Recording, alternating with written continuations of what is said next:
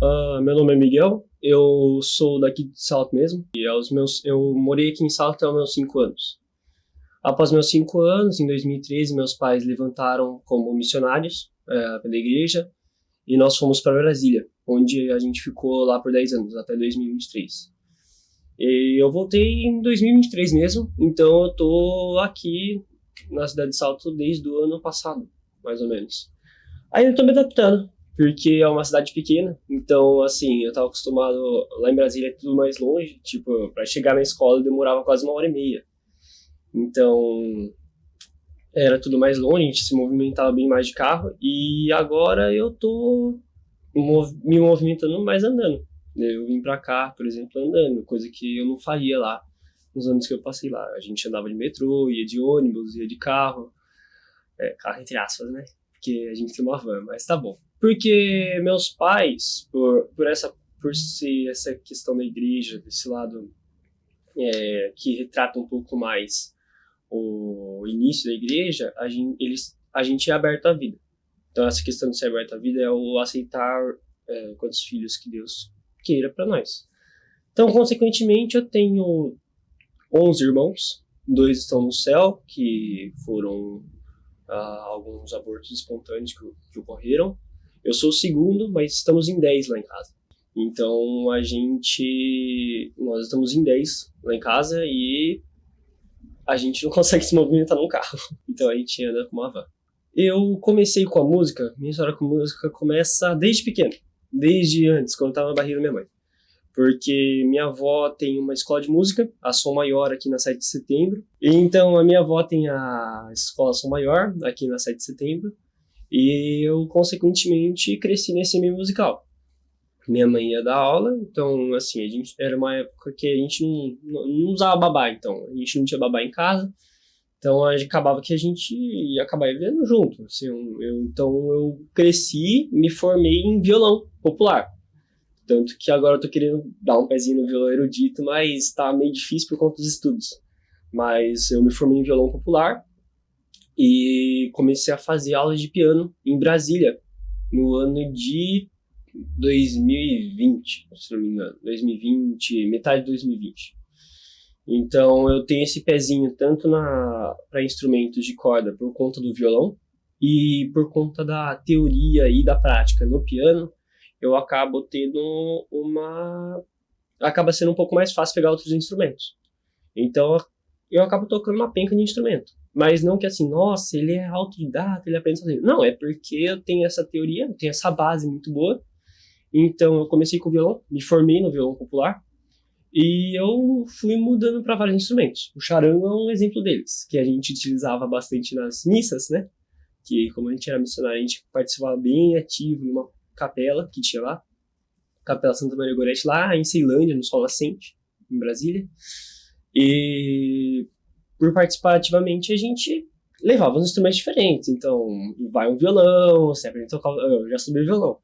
Aí minha mãe toca violino, ela foi me ensinando um pouco de violino, agora eu faço aula de violino. Aprendi a tocar o charango, aprendi a tocar viola caipira, sei tocar um pouco de violoncelo, vai um pouco de viola erudita. Então, assim, vai variando, mas é tudo na mesma base. Ou na base do violão, ou na base da teoria. Por saber os acordes, você acaba montando com mais facilidade. Tanto nos instrumentos de corda, quanto para tocar um piano. Só instrumento de sopro que não vai. Mas instrumento de sopro não vai porque tem toda a questão de treino, de embocadura, eu consegui controlar o diafragma. E eu tenho um pouquinho de dificuldade nisso. No momento, eu fico entre dois. O violino e o charango. O violino eu não trouxe, porque ele estourou a corda, por conta da mudança de temperatura. Mas assim, de predileto mesmo, é o violino e o charango. O charango porque eu procurei por ele por muito tempo. Eu tocava lá na minha igreja, e eu sempre pedia pra emprestar, pra testar um pouco, pra ver como é que era. E aí tinha aqui também, na Paróquia São Benedito, tem um amigo meu que ele tem também. Eu pedia sempre emprestado. Mas ele, tipo assim, ia na missa, ele tocava, eu só tocava pra brincar. Eu falei assim, não, preciso arranjar o meu pra aprender a tocar mesmo e começar a usar. E eu fiquei procurando até ano passado, que aí ano passado me apareceu uma oferta. Esse aqui eu consegui comprar, assim, eu, eu tava economizando fazia um tempo, então eu consegui comprar, assim, bem de bate-pronto. E ele chegou, e assim, para pegar um pouco o ritmo de como é que eram as questões dos acordes, a questão de utilizar a palheta, de fazer toda a questão da palhetada, dificultou um pouco, mas é coisa que eu acabei pegando rápido, por causa dessa base.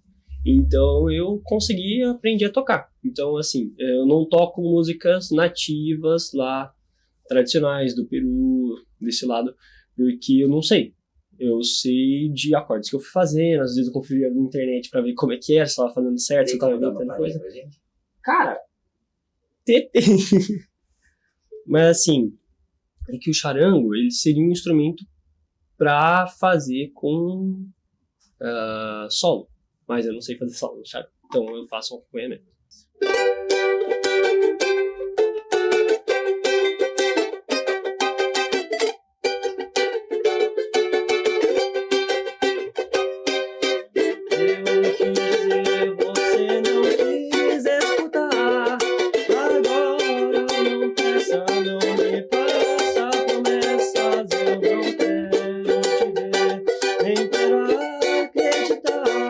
Que vai ser diferente e tudo mudou. Você diz não saber o que houve de errado no meu eu cantei. E estar ao seu lado bastaria. Ah, meu Deus, era tudo que eu queria. Eu dizia seu nome, não me abandone jamais.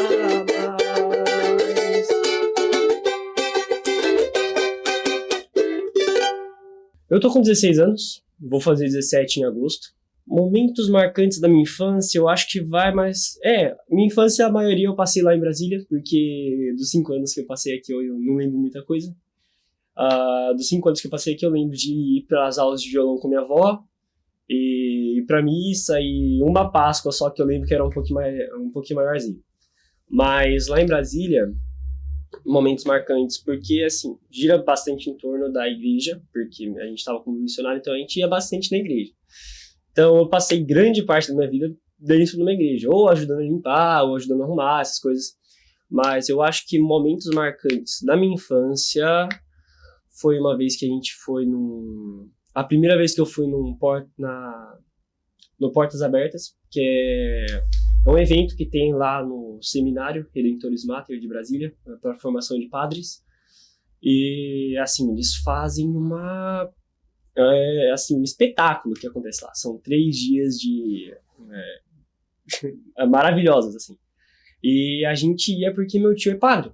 Então ele morava lá, a gente ia lá, a gente ia, às vezes a gente ficava até o final para ajudar a desmontar as coisas também. Mas a gente ia para se divertir. Então, assim, eu lembro de uma vez que meu tio pediu pra mim, pro meu irmão, quando a gente era um pouco mais velho, pra gente cantar junto com ele. Então, um pouco mais novo, um pouco mais velho não. Mas foi eu e meu irmão mais velho. Eu devia estar com uns 11, 12 anos na época. E ele pediu pra gente cantar com ele. Então, a gente fez um grande ensaio, assim, na nossa casa. Antes, daí no dia ele chamou a gente pra ir lá no palco pra cantar com ele. Então, eu acho que isso marcou bastante, porque eu estava em constante contato com os seminaristas, com os padres, com reitores. Então, eu adoro até hoje isso. Então, é um sentimento muito bom, é uma coisa que eu gosto bastante, tá nesse meio. Acho que outra coisa que marcou bastante foi uma vez que a gente foi numa hamburgueria que tinha lá em Brasília, tem ainda hoje, e era o 4 de maio, que é o dia do Star Wars. Então, assim, foi bem legal, porque a gente é tudo meio nerd lá em casa, gosta bastante, então a gente foi tudo caracterizado, assim. A gente foi bem variado as coisas, mas a gente acabou encontrando bastante gente que tava lá caracterizado, com fantasia, e a gente acabou tirando bastante foto. Foi um dia, assim, que foi bem marcante mesmo. Um momento inesquecível na escola, pro lado bom, assim, uma coisa legal, eu acho que quando eu fiquei em 4º lugar nas Olimpíadas de Matemática que teve municipal. eu ainda já estava com um pezinho na matemática nisso, então eu fiquei muito feliz. Foi uma coisa que eu gostei bastante. Mas acho que além desse, na escola, acho que quando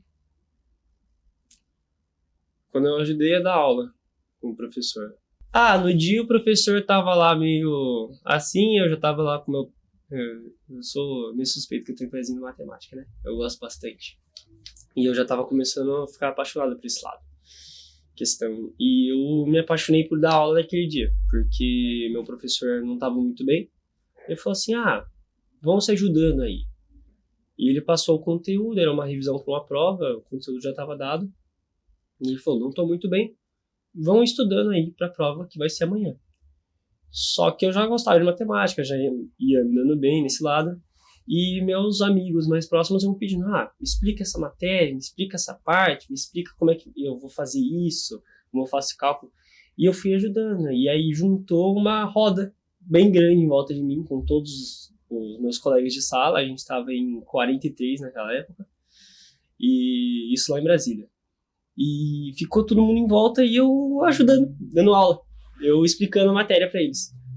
E aí eles pegaram e falaram, vai lá na frente, explica a matéria na lousa, porque você explicar só no caderno não dá. Aí eu expliquei a matéria na lousa. Então acho que o que me marcou bastante, que deu assim, um pontapé inicial para eu querer lecionar, que é um sonho meu, assim, que eu quero fazer, lecionar mesmo. Eu acho que o que não bate num pontapé foi isso. O professor que eu me inspiro... muitos professores me fizeram gostar de matemática. Eu fui gostar de matemática lá pelo 7º ano. Então, antes eu gostava bastante da área de letras, eu gostava bastante da área de artística. Então, artes visuais, artes cênicas, e eu gostava. Na minha cabeça eu ia para esse lado. E o primeiro professor que me deu esse pontapé, que foi esse professor que eu acabei dando essa aula, esse pontapé inicial, o nome dele era Marcos Maciel, lá em Brasília. Depois apareceu o professor Rafael, e agora eu tô com o Tesoto. E são todos, assim, professores que eu me inspiro. Por quê? Porque eles são professores que dão aula de um jeito que não fica chato. Porque a matemática em si, ela é cansativa, é trabalhosa, é fato. E eles dão aula de uma forma que, assim, me encantou, porque eles brincam, eles são sérios quando precisa ser sério, mas eles também brincam. Eles explicam como você faz para chegar naquela forma, naquela questão, daquele jeito, para funcionar o que você precisa fazer. Então, assim, foi uma coisa que me encantou muito. Falam que você gosta de um conteúdo quando você chega mais perto do professor. E de fato aconteceu isso. Foram os 3 professores que eu cheguei mais perto. Assim, eu estou conhecendo ainda, mas já considero ele assim, um grande tutor. Eu conheci ele no passado, mas já considero ele um grande tutor. Eu faço curso, então assim, é um curso que eu gosto de fazer. Mas assim, como hobby mesmo, eu acho que os instrumentos são meu hobby. Eu gosto de conhecer instrumentos novos, eu gosto de saber a história por trás deles, eu gosto de saber como eles funcionam, como que eu faço para tirar um som, mas ao mesmo tempo para tirar uma música, porque tem uma diferença de você tirar o som em um instrumento. Posso pegar um instrumento aqui, começar só a bater, fazer de qualquer jeito, vai sair um som. Não quer dizer que é uma música, é um som. Então, aprender a tirar a música do instrumento mesmo, eu acho que isso é um hobby. Eu acredito que seja o meu hobby, porque eu gosto de pegar instrumentos novos. Nossa, um instrumento que nunca vi na minha vida, qual que é o nome dele? Descubro qual é o nome, qual a história por trás dele, e tento descobrir como eu posso tocar ele. E aí eu vou colocando em prática. Então, músicas como Tempo Perdido, algumas músicas, a gente vai variando um pouco, assim, eu não saio tocando por aí, mas umas músicas do Mamonas, vai um Skank, então assim, músicas de hoje em dia, Imagine Dragons, mas você vai variando, então eu gosto de pegar os instrumentos e sair tocando, pra besteira. Então eu pego, ano passado, eu aprendi a tocar cavaquinho, porque meus amigos falavam, vamos fazer uma roda de pagode, de samba, vamos ficar tocando. Eu não sabia, então eu ficava só na marcação do tempo. Aí eu peguei emprestado, arranjei um cavaquinho e eu aprendi a tocar. Então, acho que é considerado um hobby, sim. Um sonho da minha vida, no momento, meu sonho tá sendo pro próximo ano, que, assim, é um sonho a curto prazo, que seria ir pro jubileu que vai ter em Roma, encontro com o Papa, no próximo ano. Aí que o pessoal da minha paróquia vai. Então, seria um sonho a curto prazo, porque não tá fácil, é bastante dinheiro, mas a gente vai trabalhar. Mas eu acho que um sonho pra minha vida lá pra frente é ajudar meus pais. Acho que ajudar meus pais, mas não assim, nossa, estamos passando necessidade. Não, mas, puxa vida, pegar e falar assim, ó, você quer isso aqui? Então vamos comprar. Você quer fazer isso? Então vamos lá. Quer fazer uma viagem? Então vamos lá. O sonho dos meus pais é ir para Jerusalém um dia, casados. Então eu falo assim, poxa, eu queria ajudar. Foi uma das coisas que me impeliu a começar a tentar arranjar um trabalho. E assim, eu trabalho autônomo, então não tenho chefe, eu sou meu próprio chefe. Mas assim, é um trabalho que está me ajudando a pagar as contas que eu tenho. Então, assim, é um trabalho que, provisoriamente, para a idade que eu tenho e para o tempo que eu tô, tá bom. Não tá pouco, não tá muito. Então, eu tô conseguindo uma mediada, consigo focar nos meus estudos, focar nos instrumentos que eu faço curso. Então, assim, é bom. Mas eu acho que um sonho mais para frente, um sonho de vida, assim, seria conseguir ter essa liberdade e... se precisa dessa ajuda, vamos fazer isso. Tô mal, imagina assim, meu pai tá mal, preciso fazer uma cirurgia. Não, pô, metade eu pago, metade eu te ajudo a pagar. Então, assim, é ajudar mesmo meus pais e meus irmãos também, consequentemente. Preciso de ajuda nisso. Vamos lá, a gente faz. Então, acho que isso é um sonho da minha vida, assim. Eu acho que um tsunami grande que teve, tiveram vários, é fato. Mas um que... São 3 que acabam não me saindo muito da cabeça. Todos eles virados para minha família também. O primeiro foi quando minha irmã, a penúltima, nasceu e acabou entrando uma bactéria no pulmão dela. Ela ficou na UTI por quase um mês. E a gente ficou igual maluco rezando, né? Porque tinha acabado de nascer, um desespero. Mas mesmo nesse foi um baque, assim, mas eu ainda era muito pequeno, então muitas coisas não me contavam. Acho que o que eu, sim, tive a cabeça mesmo de entender quanto que estava sendo problemático o que a gente estava passando foi em 2020, plena pandemia.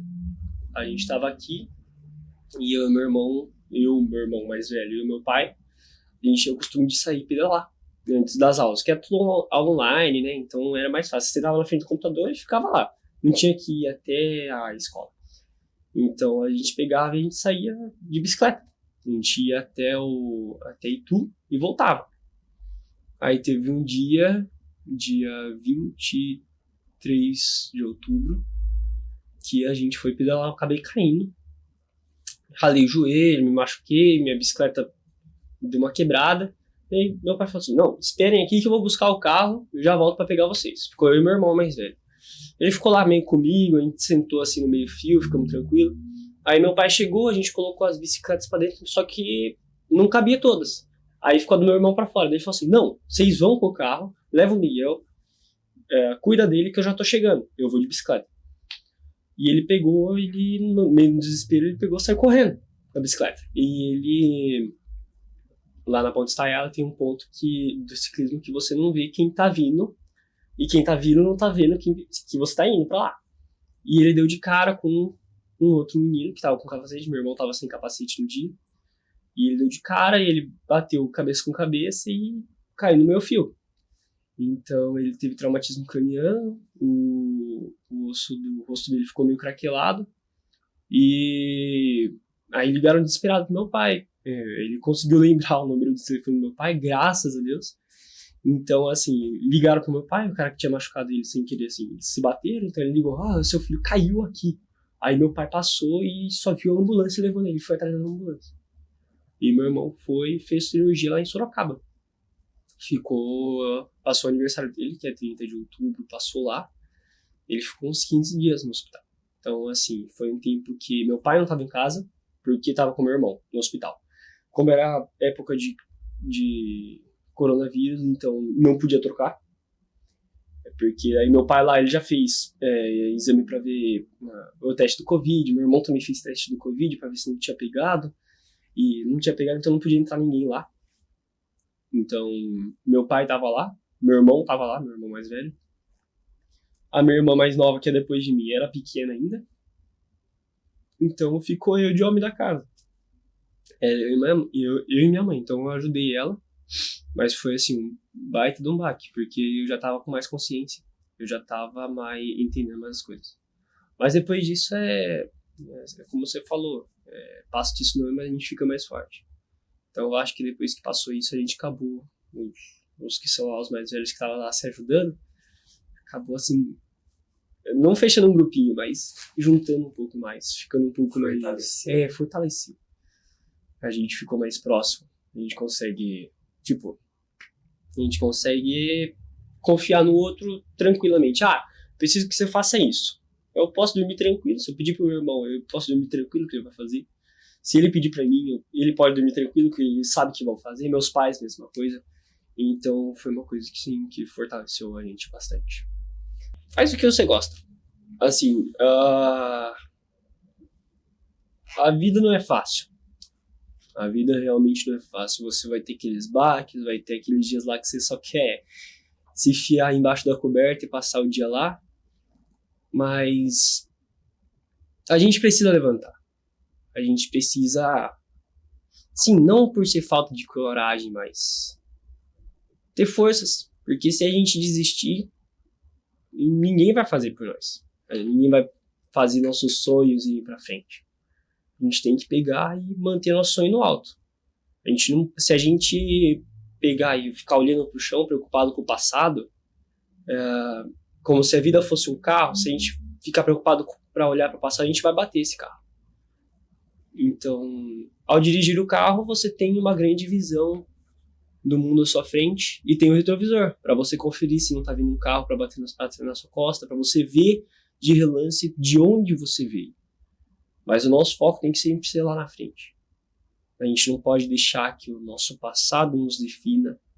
A gente tem que fazer o nosso futuro. E lembrar que a gente tem que viver hoje.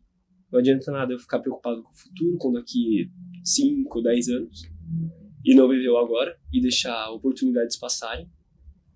Mas é importante também a gente lembrar de onde a gente veio. Não ficar também no passado, mas ficar no presente. Porque o presente é uma dádiva. Você não tinha senão.